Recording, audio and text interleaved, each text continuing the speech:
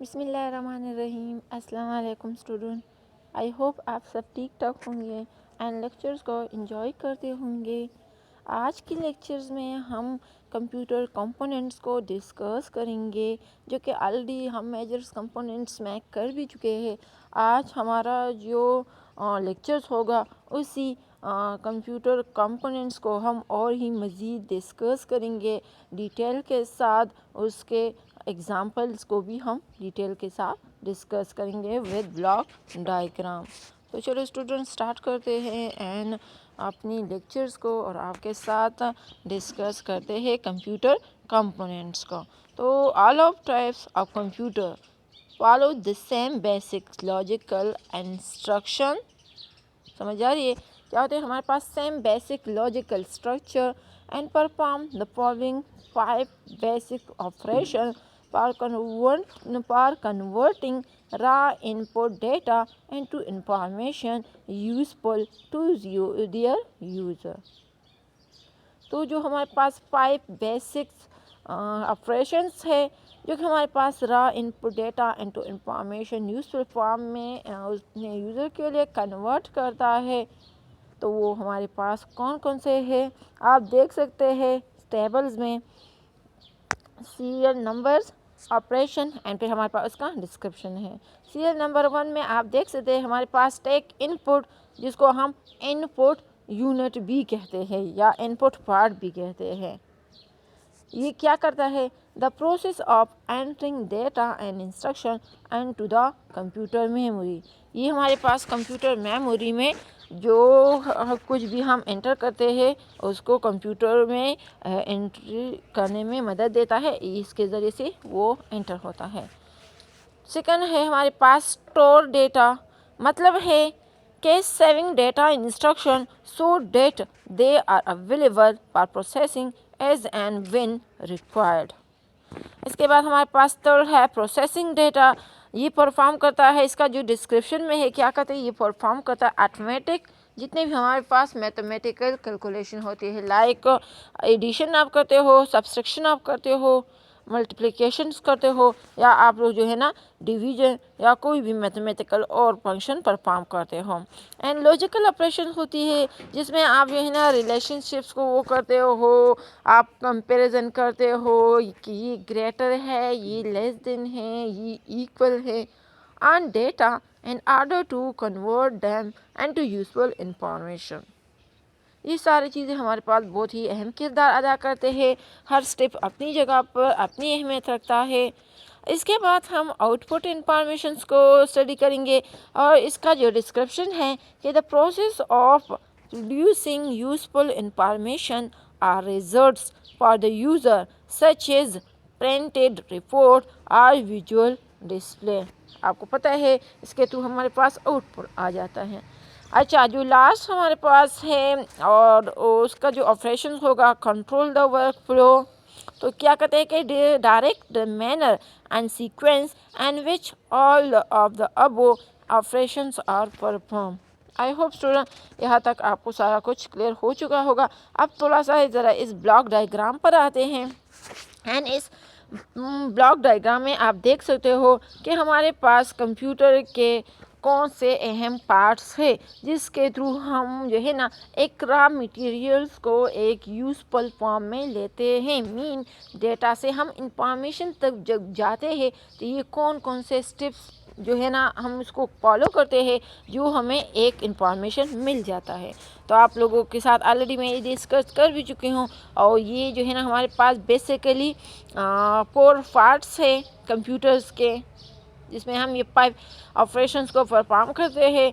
जो आपको पता है फर्स्ट वन हमारे पास इनपुट यूनिट है, इसके बाद हमारे पास प्रोसेस यूनिट है मीन सीपीयू है, एंड फिर आउटपुट यूनिट्स हैं, एंड जो पोर्ट हमारे पास है वो है मेमोरी यूनिट, जिसको आप लोग जो है ना स्टोरेज यूनिट भी कह सकते हैं। आप ज़रा इस ब्लॉक डायग्राम पर आ जाए तो input and output unit separate से मीन अलग अलग है। इनपुट यूनिट से हम लेते हैं इनपुट करते हैं, जबकि आउटपुट से हम रिज़ल्ट को डिस्प्ले करते हैं। अब ज़रा आप इस बड़े से ब्लॉक को ज़रा देख लें, ऊपर जो टॉप में CPU होता है लिखा होता है, तो ये एक ब्लॉक होता है। इसी ब्लॉक के अंदर हमारे पास मेमोरीज भी होती है, सारा प्रोसेसिंग भी होती है, सारे जितने बाकी पार्ट्स होते हैं इसी के अंदर होती है। तो जिस तरह हमारे पास मेमोरी यूनिट है, तो आप इस डायरेक्शंस को देख सकते हैं इस एरर्स के मीन। ये इसके बाद हमारे पास कंट्रोल यूनिट है एंड ऑटोमेटिक लॉजिक यूनिट है। तो मीन आप इस एरर्स की डायरेक्शन से अंदाज़ा कर सकते हैं कि ये सारे जो है ना एक दूसरे के साथ लेने देने दोनों का काम करेगा। मीन बहुत डायरेक्शन में ये काम करता है। ओके स्टूडेंट, तो आई होप आपको ब्लॉक डायग्राम समझ आ गया होगा। अब हम जो है ना नेक्स्ट जाएंगे एंड एक एक और स्टेप बाय स्टेप हम स्टडी करेंगे कि हमारे पास क्या होते हैं। हमने अभी स्टडी कर लिया input unit, output unit, storage unit, CPU। अब जो हमारे पास इनपुट यूनिट है, इनपुट यूनिट हमारे पास कहते हैं ये हमारे पास है कि this unit contain device with the help of which we enter data into the computer. This unit creates a link between the user and the computer.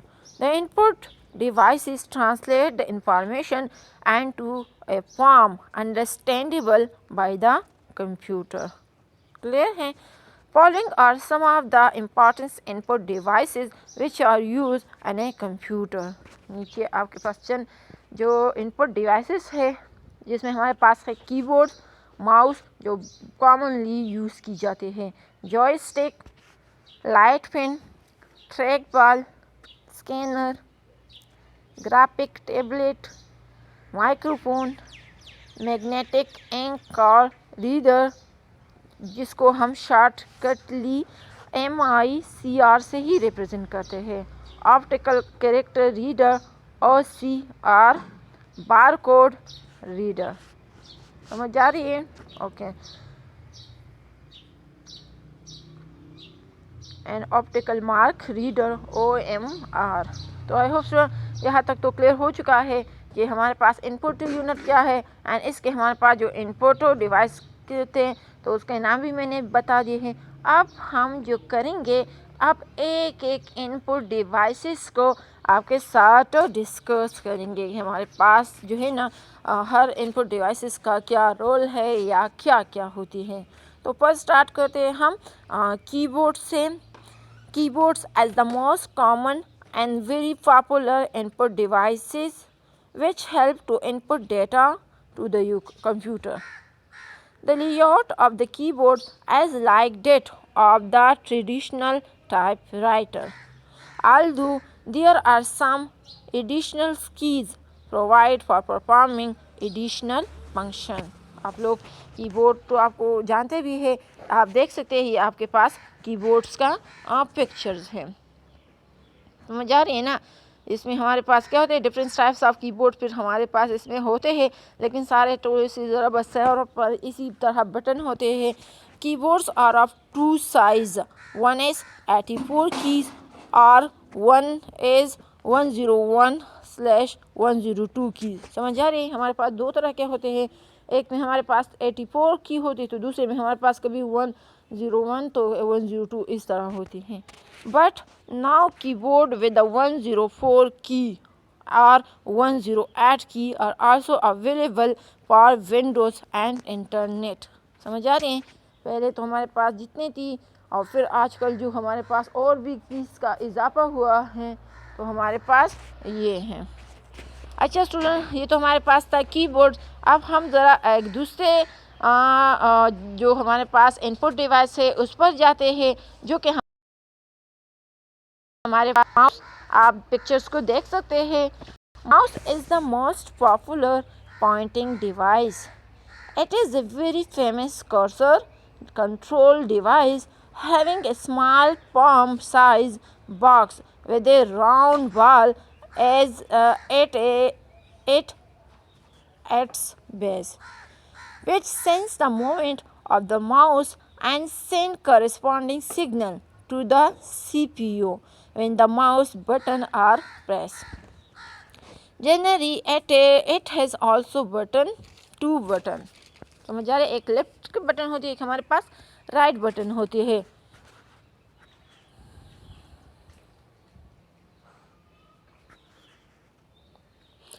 It has two buttons called the left and the right button, and a wheel as present button on the between the button.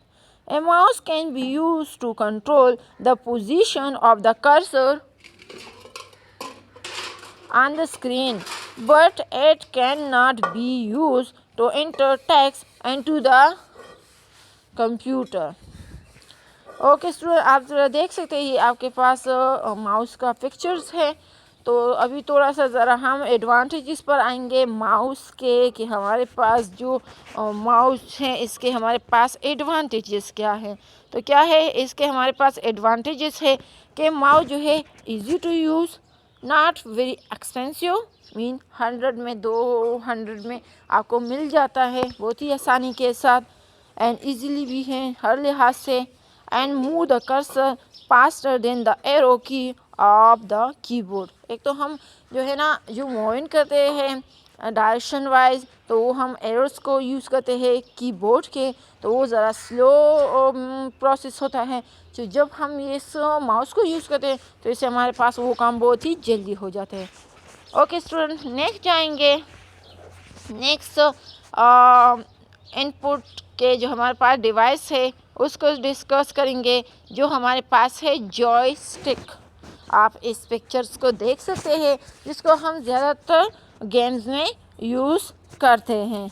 Joystick is also a pointing device which is used to move the cursor position on a monitor screen.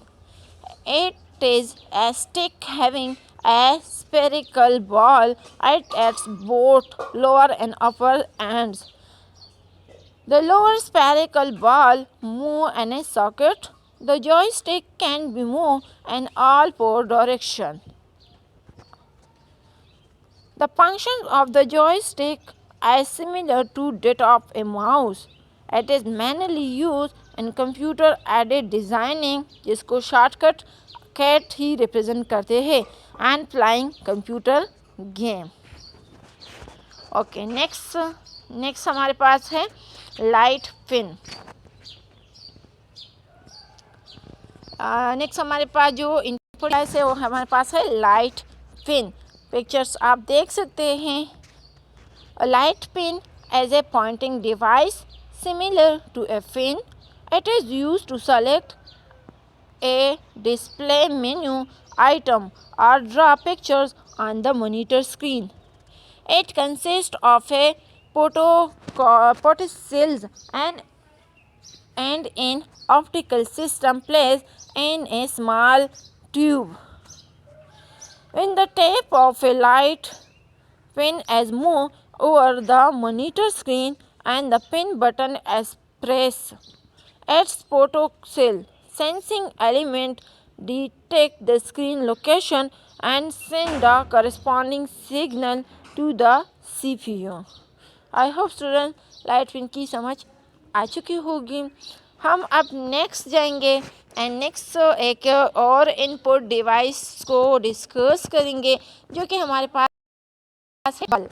Track ball basically as an input device that is mostly used a notebook or laptop computer instead of a mouse.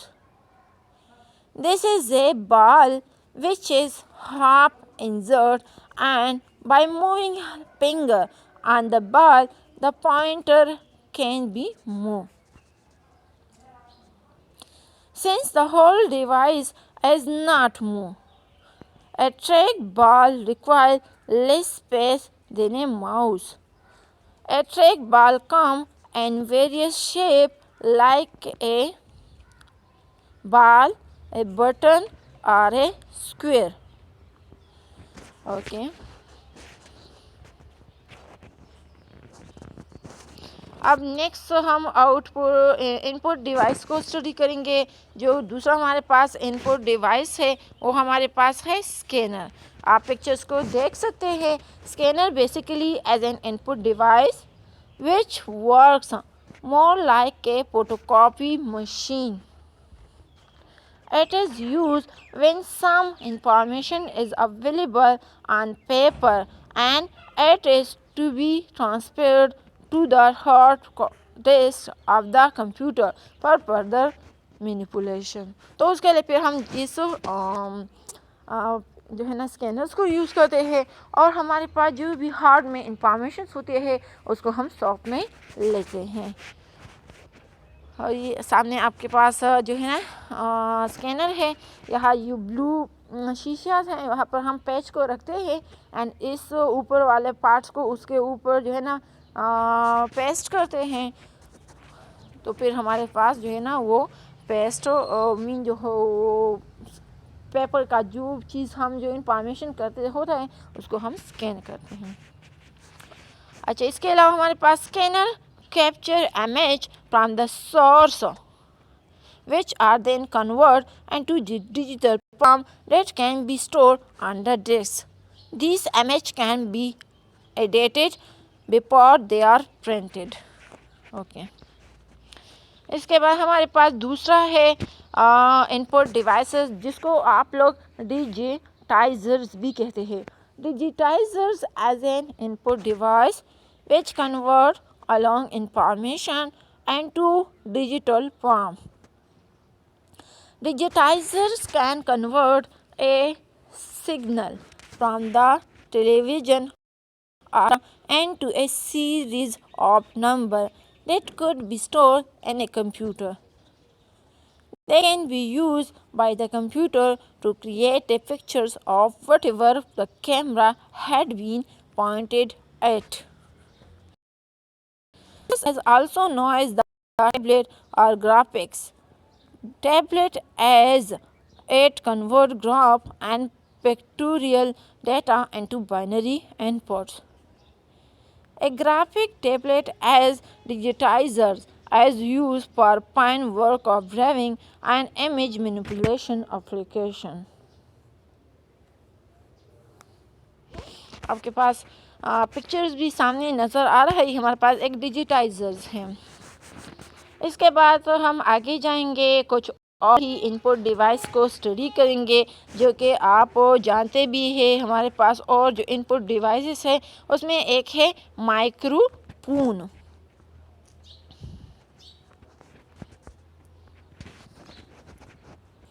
Okay, microphone is an input device to input sound that is then stored in a digital form.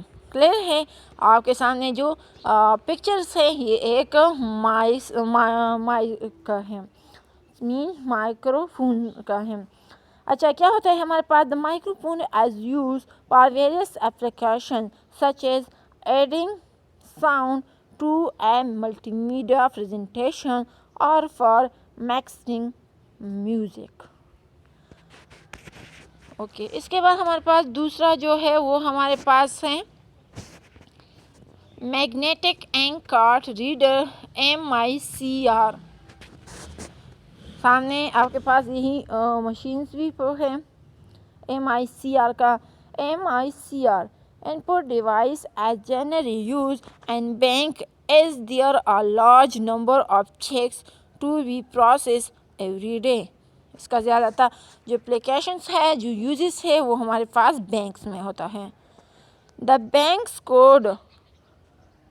bank codes number and checks number are printed on the check with a special type of ink that contain particles of magnetic metal that are machine readable.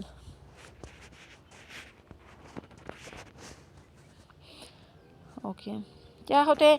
This reading process is called magnetic ink character reader. क्या है? Magnetic ink character recognition MICR. The main advantages of MICR is that it is fast and less error prone.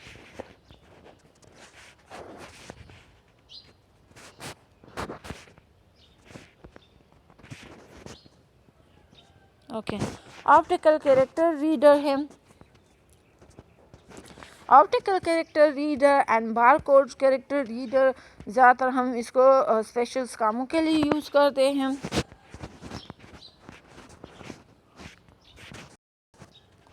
Okay. Optical character reader OCR is an input device used for read a print text. OCR scan the text optically, character by character, convert them into machine readable code and store the text on the system memory. Okay, इसके बाद है barcode readers. Barcode reader is a device used for reading barcode data in the form of light and dark line. आप लोग जो reference products होती हैं आप लोगों ने इसको देखा होगा, जिसकी आपको समझ तो नहीं आती, लेकिन इसी मशीन्स के थ्रू, इसी बारकोड रीडर के थ्रू उस पर लिखा होता है कि इस कंपनी किस कंपनी का है, एंड सारा जो इंफॉर्मेशन होता है इसमें छुपा होता है। तो ये रीड करता है बारकोड रीडर। ये हमारे पास एक डिवाइस है जो यूज़ करते हैं हम रीडिंग के लिए बारकोड डेटा जो हमारे पास form of light and dark lines में होते हैं। Barcode data is generally use and labelling goods, numbering the books, etc. It may be a handheld scanner or may be embedded in a stationary scanner. Barcode reader scan a barcode image, convert it into an alphanumeric value, which is then fed to the computer that the barcode reader is connected to. Okay इसके बाद हमारे पास जो है ना optical readers हैं। Optical reader जो हैं हमारे पास क्या होता है, जिसको हम लोग जो है ना OMR से भी रिप्रेजेंट करते हैं। OMR as a special type of optical scanner use to recognize the type of mark made by the pen और pencil. It is used where one out of a few alternatives has to be selected and marked. It is specially used for checking the answer sheet of examination having multiple choice question.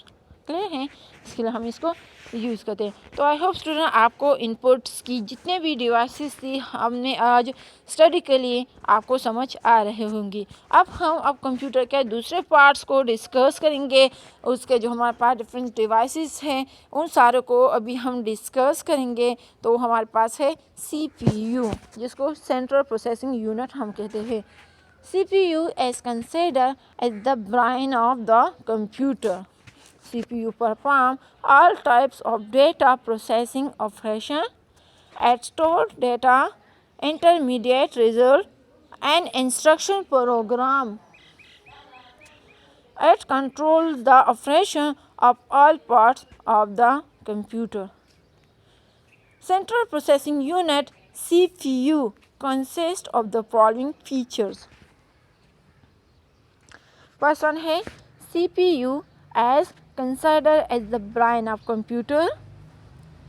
CPU perform all types of data processing operation.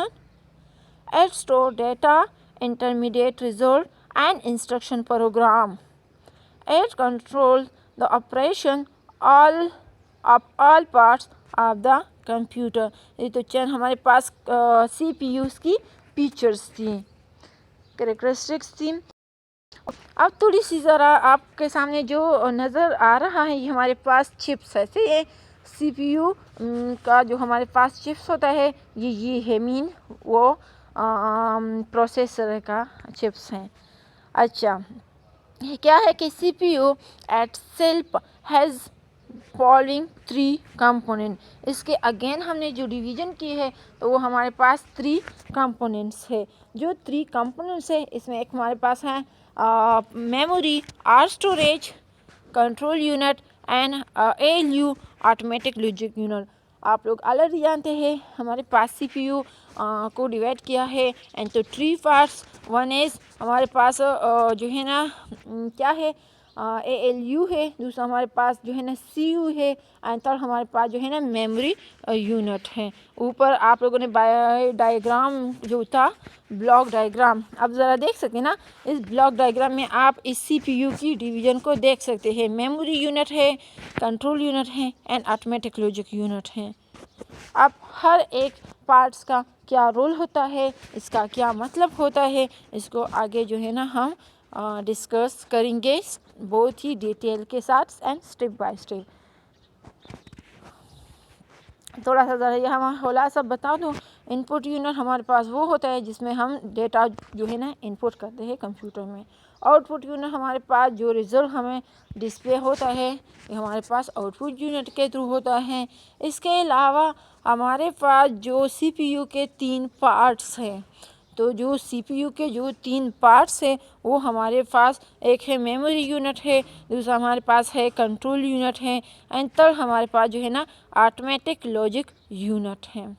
Memory unit mean ये हमारे पास वो location है जहाँ पर हम data को store करते हैं। कंट्रोल यूनिट जहाँ पर सारा कंप्यूटर का जो कंट्रोलिंग के जितने भी फंक्शनैलिटी होती है वो ये पार्ट परफॉर्म करता है। एंड ऑटोमेटिक जितने भी मैथमेटिकल क्वेश्चंस होते हैं एंड लॉजिक मीन जितने भी हमारे पास कंपैरिजन रिलेशन ऑपरेशन होते हैं ये सारे हमारे पास ये ऑटोमेटिक लॉजिक यूनिट परफॉर्म करता है। तो आई होप स्टूडेंट क्लियर हो चुका होगा। ओके, अब नेक्स्ट जाएंगे एंड नेक्स्ट हम इस मेमोरीज को और स्टोरेज यूनिट को डिस्कस करेंगे। तो क्या है कि this unit can store instruction data and intermediate result. This unit supply information to other unit of computer when needed. It is also known as internal storage unit or the main memory or the primary storage or random access memory, जिसको हम shortcutly RAM से represent करते हैं, RAM random access memory. Its size affect speed, power, capability। Clear है? Primary memory and secondary memory are two types of memories in the computer. Functions of the memory unit are, क्या इसके functional है कि ये क्या करता है कि it store all the data and the instruction required for processing, it store intermediate result of processing, it store the final results of processing before these results are released to an output device. All input and output are transmitted to the main memory.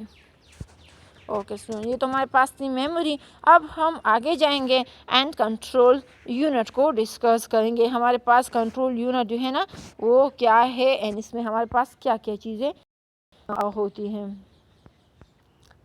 अच्छा, जो control unit है, this unit control the operation of all of the computer but does not carry out any actual data processing operation. समझ आ रही है? कुछ भी वो इतना एक्चुअल वो काम नहीं करता, सिर्फ ये सारा जितना भी हमारे पास ओवरऑल सिस्टम में ऑपरेशन कंट्रोलिंग वाले ऑपरेशन होते हैं ये कंट्रोल यूनिट ही परफॉर्म करता है। Functions of this unit are, it is responsible for controlling the transfer of data and instruction among other units of a computer. It manages and coordinates all the units of computer. It obtains the instruction from the memory, interprets them, and directs the operations of the computer. It communicates with input-output device for transfer of data or result from storage. It does not process or store data. I hope student आपको यहाँ तक clear हो चुका होगा। अब हमारे पास जो है ना नेक्स्ट है, नेक्स्ट में हम जाएंगे एंड नेक्स्ट जो है हमारे पास ALU है जो स्टैंड करता है automatic logic unit. This unit consists of two subsections, namely arithmetic section and logic section. समझ आ रही है? arithmetic section मीन हमारे पास ए यू हम इसको रिप्रेजेंट करते हैं एंड लॉजिक सेक्शन भी हम एल यूनिट के लिए हैं. अच्छा, जो arithmetic sections है, functions of the arithmetic section as to be perform arithmetic operations like addition, subtraction, multiplication and division. All complex operations are done by making repetitive use of the above operations. Logic selections की बात करते हैं, logic sections की बात करते हैं, तो logic section जो है ना हमारे पास functions of the logic section as to perform logic operation such as computing, comparing, selecting, matching and merging of data. ये सारे हमारे पास इस ऑटोमेटिक जो है ना हमारे पास लॉजिक सेक्शन में होता है.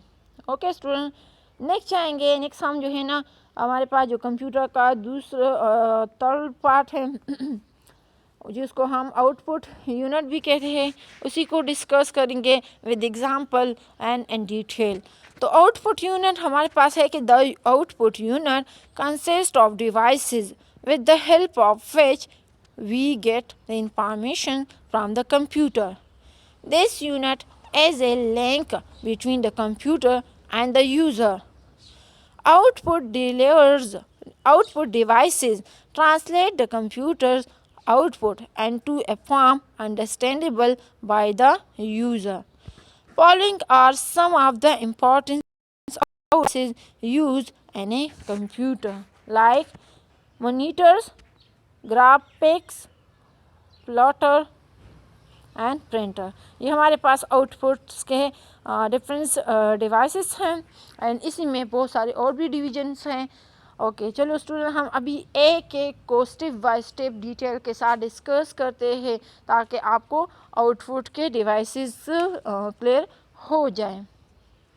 अच्छा, फर्स्ट वन हम स्टार्ट करते हैं मॉनिटर से, जो कि हमारे पास क्या है आउटपुट डिवाइसेस है. Monitor commonly called as visual display unit VDU ही हम इसको कहते हैं, are the main output device of a computer.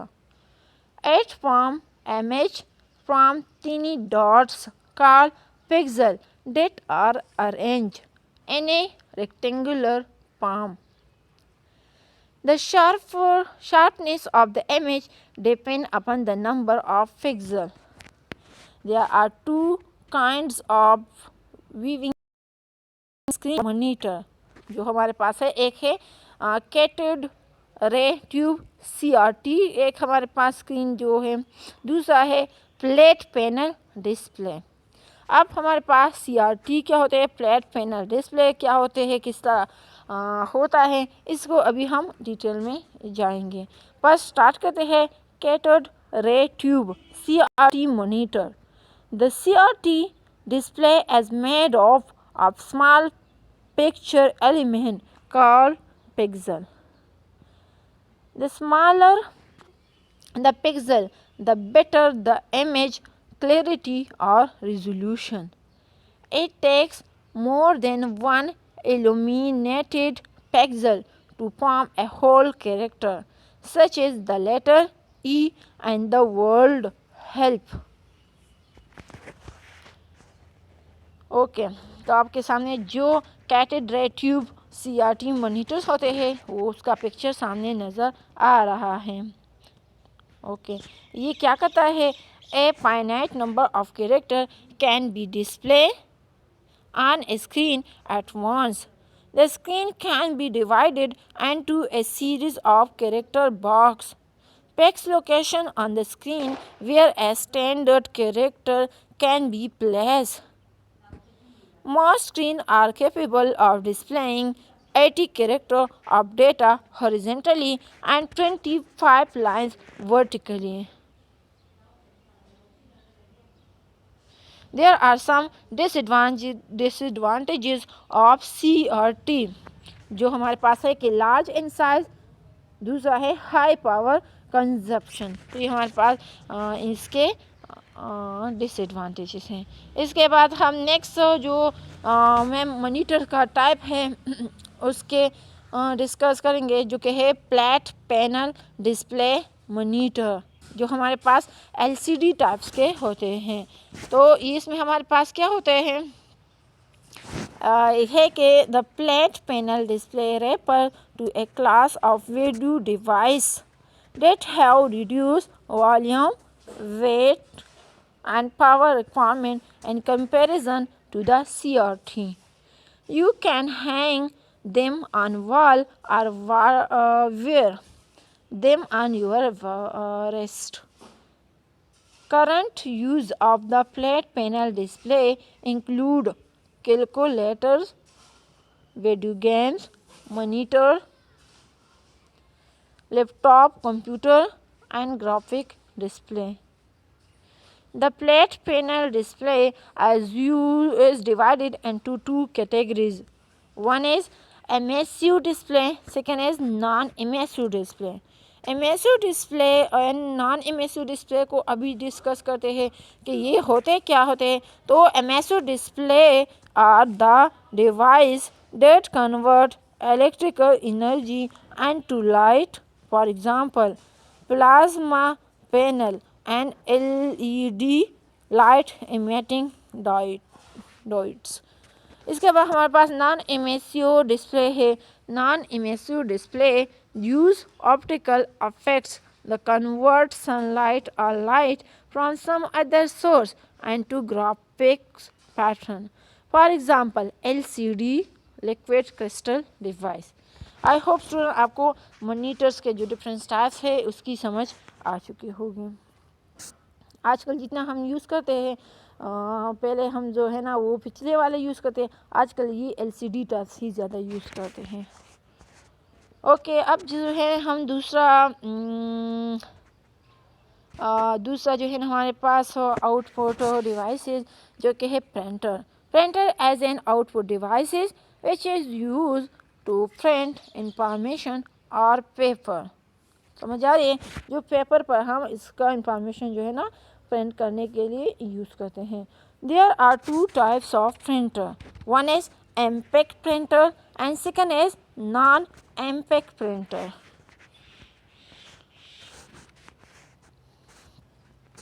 Impact printers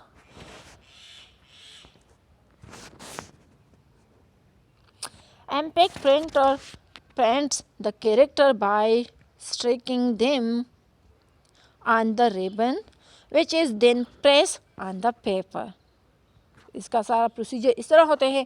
characteristic of the impact printer और the following: very low consumable cost, very noisy, शोर बहुत ज़्यादा करता है, useful for bulk printing due to low cost, there as physical contact with the paper to produce an image. These printers are of two types. फिर again हमने इस impact printer के जो है ना दो तरह के और भी टाइप्स है, जिसमें हमारे पास है कि कुछ कैरेक्टर प्रिंटर होते हैं, कुछ लाइन प्रिंटर होते हैं। कैरेक्टर प्रिंटर हमारे पास क्या होते हैं क्या कि character printers are the printers which print one character at a time. Clear है।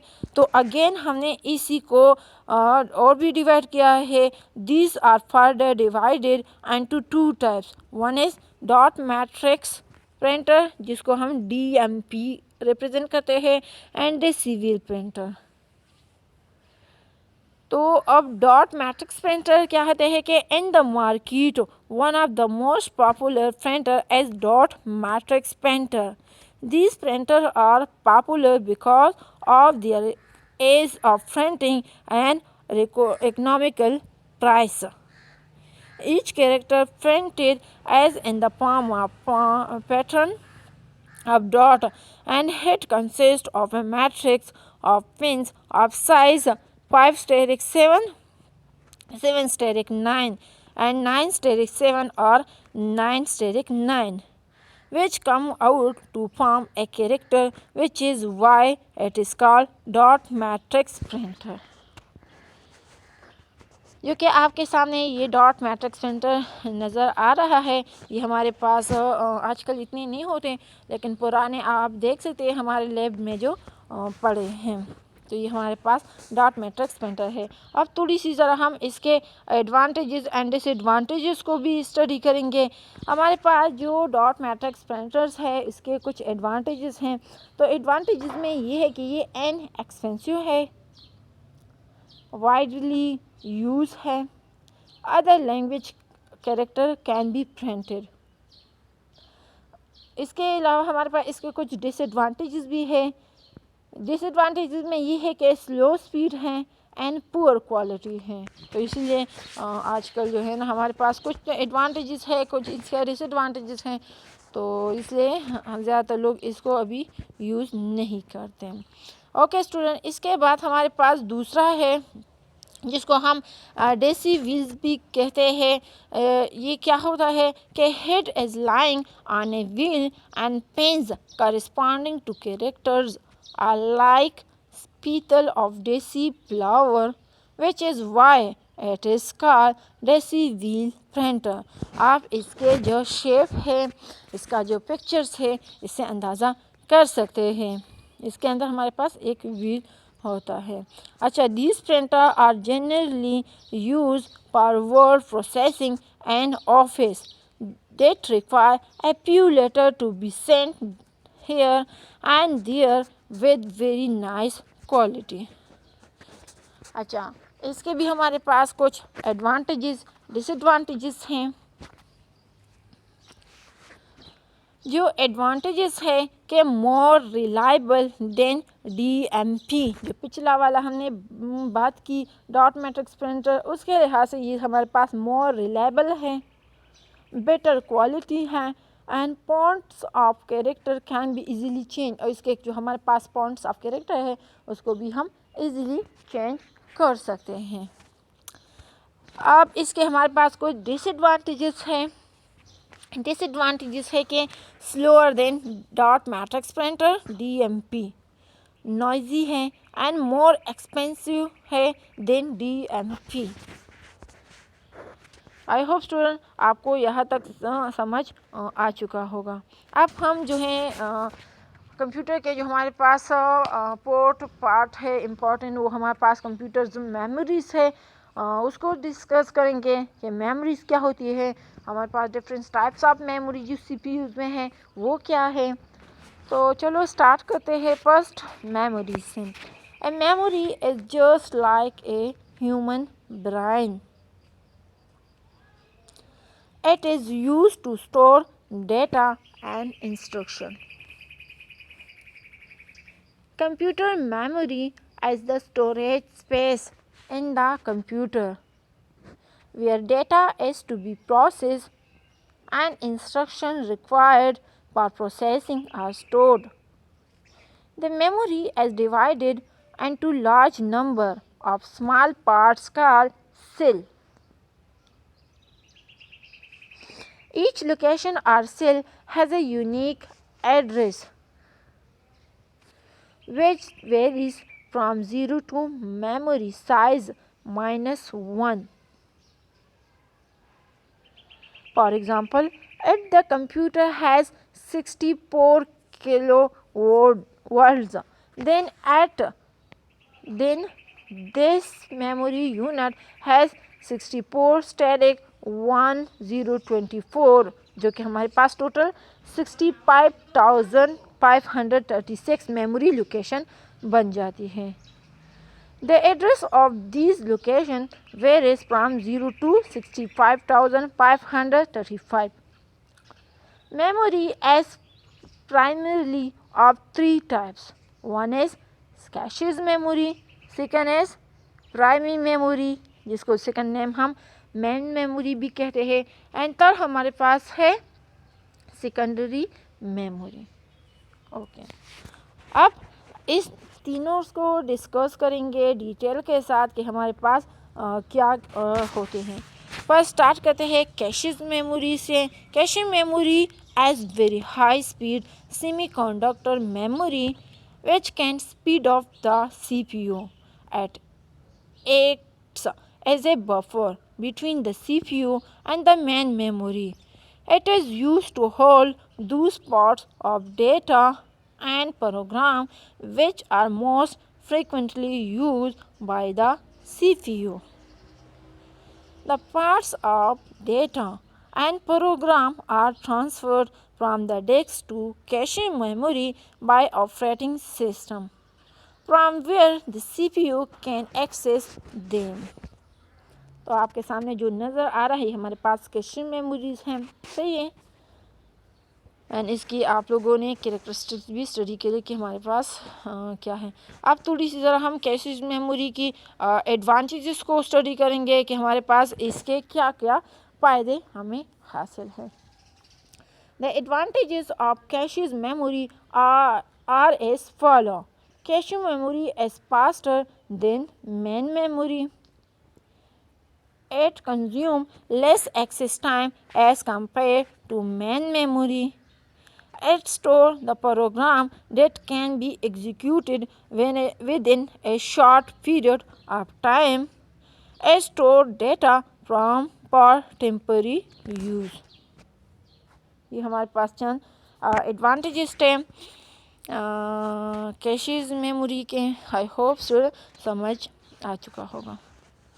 अब इसके अलावा हम कुछ डिसएडवांटेजेस को भी डिस्कस करेंगे कैश मेमोरी के। तो जो डिसएडवांटेजेस है of cache memory are as follow. Cache memory has limited capacities. It is very expensive.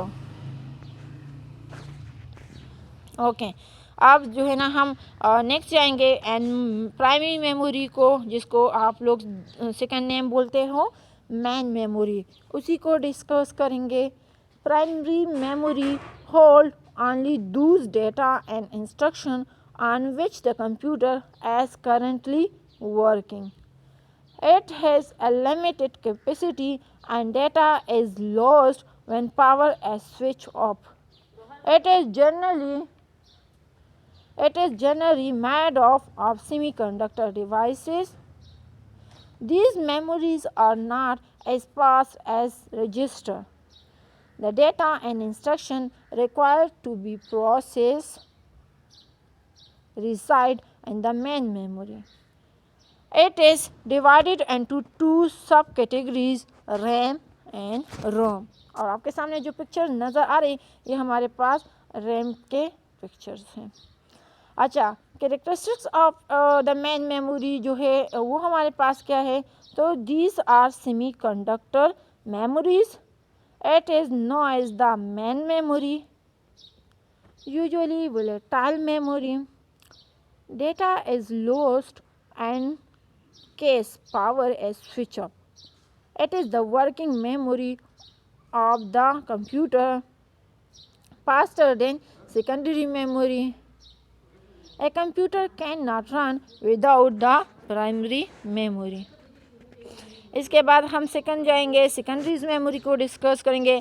Secondary memory हमारे पास है कि this type of memory as also known as external memory are non volatile. It is lower than the main memory. These are used for storing data information permanently. CPU directly does not access these memories. Instead, they are accessed via input-output routines. The content of secondary memory are first transferred to the main memory and then the CPU can access it. For example, disks, CD-ROM, DVD, USB, flash memory card etcetera. आपके सामने जो नज़र आ रही है हमारे पास hard disk हैं. अब थोड़ी सी ज़रा हम हार्ड डिस्क की कैरेक्टरिस्टिक्स को डिस्कस करेंगे. हमारे पास इसकी कैरेक्टरिस्टिक्स क्या है, तो characteristic of the secondaries memory है कि these are magnetic and optical memory. It is known as the backup memory. It is a non-volatile memory. Data is permanently stored even if power is switched off. It is used for storage of data in a computer. Computer may run without the secondary memory, slower than primary memory. I hope student यहाँ तक सारी चीज़ें आपको clear हो चुकी होगी। अब RAM पर आते हैं, जो कि स्टैंड करता है रैंडम एक्सेस मेमोरीज को as the internal memory of the CPU for storing data, program and program result. It is a read-write memory which store data until the machine is working. As soon as the machine is switched off, data is erased. Access time in RAM is independent of the address. That is, each storage location inside the memory is as easy to reach as other location and takes the same amount of time. Data in the RAM can be accessed randomly, but it is very expensive. Okay, RAM is volatile. For example, data stored in it is lost when we switch off the computer, or if there is a power failure. बिजली चली जाए, आप computers को बंद कर दे गलती से, तो फिर आप उसको ओपन करोगे तो वो डेटा आपको नहीं मिलेगा, वो जो है ना लॉस हो चुका होगा, मीन हमारे पास टेम्पररी है. ओके, फिर है क्या कि hence a backup uninterruptible power system UPS is often used when computer. RAM is small both in terms of its physical size and in the amount of data it can hold. RAM is of two types. एक हमारे पास है SRAM, दूसरा हमारे पास DRAM. SRAM हमारे पास जो है ना स्टैटिक रैम, जो स्टैंड करता जो है हमारे पास शार्ट हम रिप्रेजेंट करते हैं एस रैम से. जो हमारे पास DRAM है, इसके लिए हमारे पास स्टैंड करता है डायनामिक रैम. समझ आ रही है? ऊपर SRAM स्टैटिक रैम हमारे पास है, स्टैटिक रैंडम एक्सेस मेमोरी है. जो कि हमारे पास DRAM है dynamic random access memory. Static आप लोगों को पता है पैक्स होता है, चेंजिंग उसमें नहीं हो सकती हैं. जबकि रैंडम जो हमारे पास डायनामिक है, उसका मतलब ये होता है कि मीन उसमें time to time changes possible हैं. अच्छा, अब ज़रा रैम के इस दो टाइप्स को डिस्कस करते हैं. The word static indicates that the memory retains its contents as long as power is being supplied. However, data is lost when the power gets down due to volatile nature. SRAM chips use a matrix of 6 transistors and no capacitor.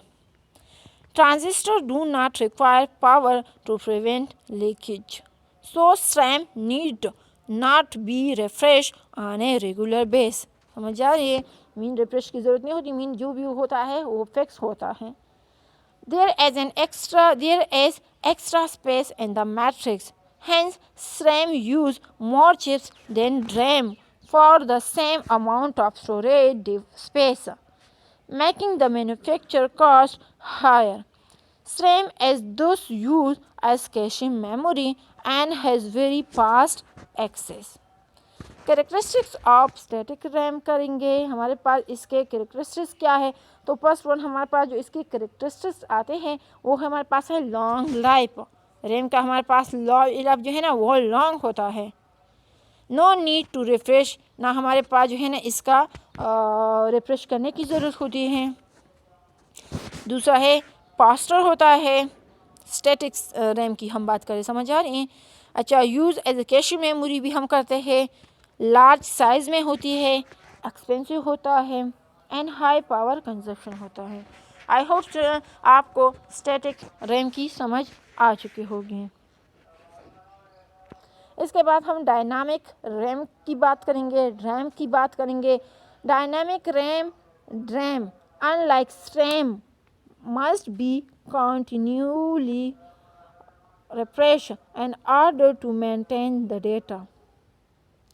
This is done by placing the memory on a refresh circuit that rewrite the data several hundred times per second. DRAM is used for most system memory as it is cheap and small. All DRAM are made up of memory cells, which are composed of one capacitor and one transistor. Characteristics of the dynamic RAM: short data failure, need to be refreshed continuously, slower as compared to SRAM, use as a RAM, smaller in size and less expensive. I hope student आपको यहाँ तक समझ आ चुका होगा. And इसके अलावा हमारे पास जो है ना लेस पावर कंजप्शन, तो ये हमारे पास चलते कैरेक्टरिस्टिक्स ऑफ डायनामिक रैम. अब थोड़ा सा ज़रा आगे जाएंगे. दूसरा हमारे पास जो है ना रोम को डिस्कस करेंगे. तो ये अभी तक हम रैम को डिस्कस कर रहे थे. रैम के जो हमारे पास बेसिक्स टाइप्स थे उसको हमने डिस्कस कर दिया. अभी जो है ना हम रोम को डिस्कस करेंगे. रोम stand for read only memory. Okay, the memory from which we can only read but cannot write on it. This type of memory is non-volatile.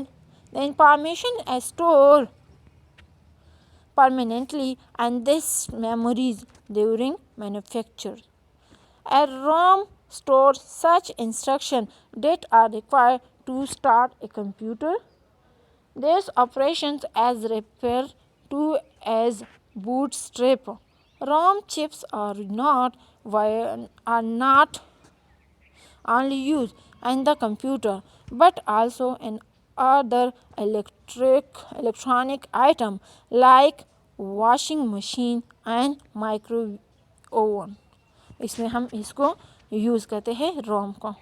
और आपके सामने जो पिक्चर नज़र आ रही है हमारे पास रोम का पिक्चर्स हैं. क्या है कि let's now discuss the various types of ROM and their characteristic. जैसा हमारे पास रैम हमने डिस्कस कर दिया.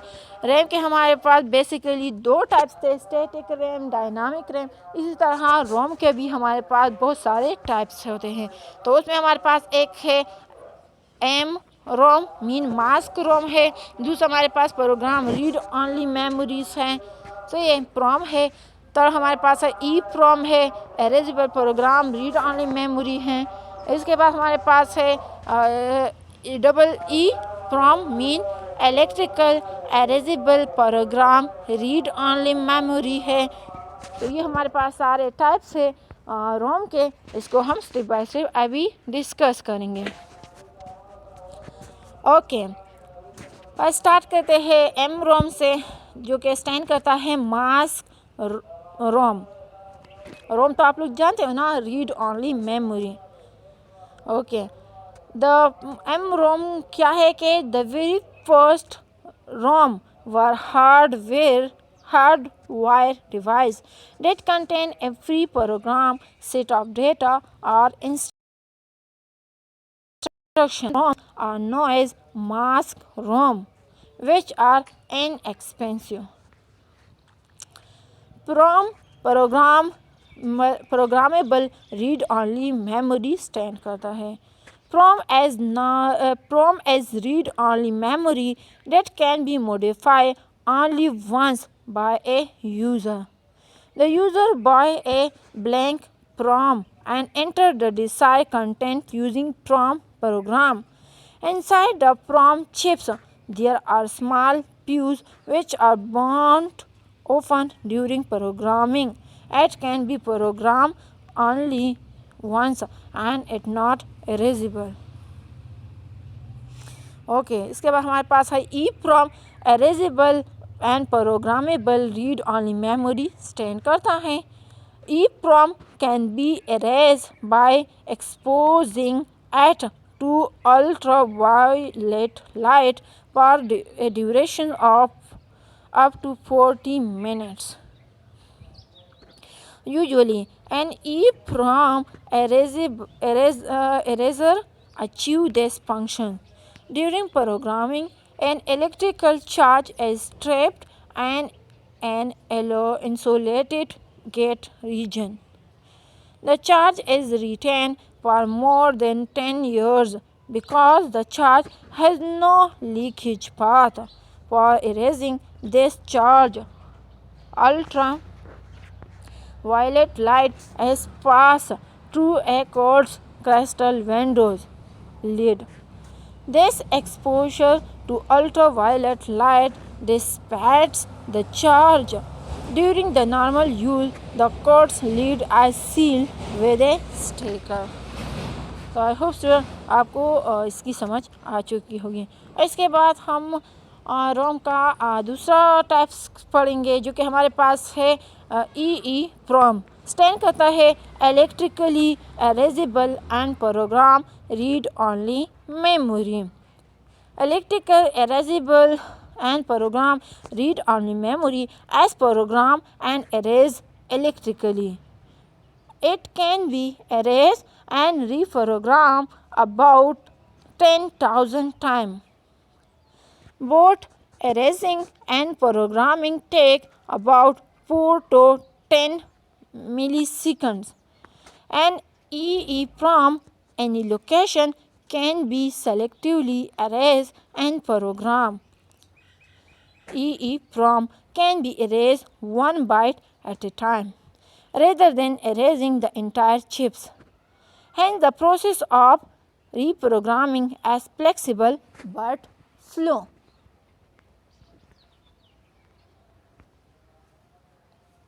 Okay.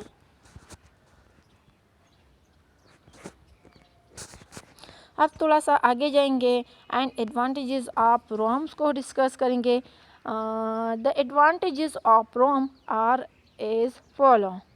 फर्स्ट वन है कि हमारे पास ROM non volatile and natural, can not be accidentally change, cheaper than RAM, easy to test, more reliable than RAMs, static and do not require refreshing. Contents are always known and can be verified. I hope student आपको यहाँ तक समझ आ चुका होगा। हमारे पास जो computer के difference components थे उसको हमने डिटेल के साथ डिस्कस कर लिया। फिर हमने जो उसका एक कंपोनेंट है उसके अंदर हम चले गए एंड उसके अंदर जो उसकी और डिफिनीशंस थी, उसके जो एग्जांपल्स थी, उसके जो और पार्ट्स थे, उन सारों को हमने डिटेल के साथ डिस्कस कर दिया। तो आई होप स्टूडेंट अभी आपको सारा चीज़ क्लियर हो चुका होगा। फिर भी आपको कोई इशू हो, समझ नहीं आ रहा तो आप मुझे कमेंट कर सकते हैं। एंड इसके अलावा जो हमारे पास इनपुट डिवाइस थे, आउटपुट डिवाइस थे एंड डिफरेंस हमारे पास जो डिवाइस थे उसको भी हमने डिस्कस कर दिया। तो thank you so much student. I will see you next time एक नए लेक्चर्स के साथ, एक नए टॉपिक के साथ। तो तब तक के लिए अल्लाह हाफिज़।